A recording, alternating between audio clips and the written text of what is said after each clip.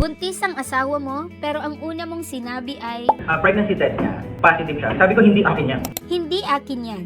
Ito ang revelasyon tungkol kay Alvin Aragon na muling pinag-uusapan ngayon sa social media at hindi ito pinalampas ng mga netizen. Muling naging sentro ng kontrobersya ang aktor na si Alvin Aragon matapos lumutang muli ang isang lumang video kung saan inamin niya ang matinding pagdududa niya sa asawang si Izzy Trazona. Kamakailan, sunod-sunod ang naging issue kay Alvin matapos ang kanyang mga pahayag tungkol sa LGBTQ+ community at ang umano'y pagbabawal niya kay Izzy na bumalik sa pagsasayaw. Dahil dito, naging mainit siya sa mata ng publiko.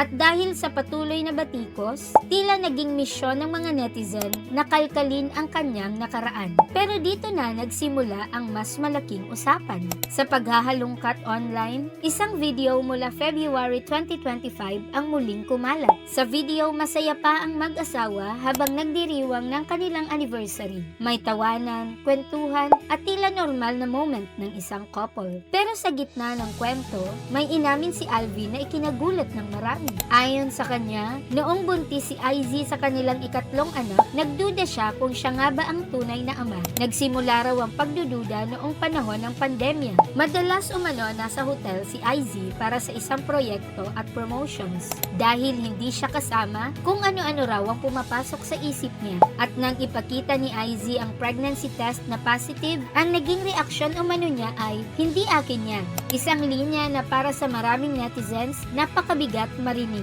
Sa halip na makipagtalo, simpleng sagot lang daw ni Izzy, pinabayaan ko lang siya. Bahala ka. Tahimik, walang drama. Pero ramdam ng marami ang emosyon sa sitwasyon iyon. Ayon pa kay Alvin, kumapit siya sa kanyang pananampalataya para mawala ang kanyang pagdududa. Naniniwala rin siya na kung may kasalanan si Izzy, makikita raw ito sa kanyang kilos o itsura. Pero ang pinaka naging turning point ay dumating lamang nang maisilang ang bata. Nawala raw ang kanyang pag-aalinlangan nang makita niyang kamukhang-kamukha niya ang sanggol. Sa video, tila naging magaan at may halong tawanan ng kwento ng mag-asawa. Pero para sa maraming netizens, hindi ito basta-basta biro. Marami ang nagsabing ang ganitong klaseng pagdududa ay nagpapakita ng kawalan ng tiwala at maaaring makasakit emotionally, lalo na sa isang buntis na babae. Ikaw, kung ikaw ang nasa sitwasyon ni Izzy, ano ang mararamdaman mo? Normal lang ba ang ganitong pagdududa? O red flag na ito?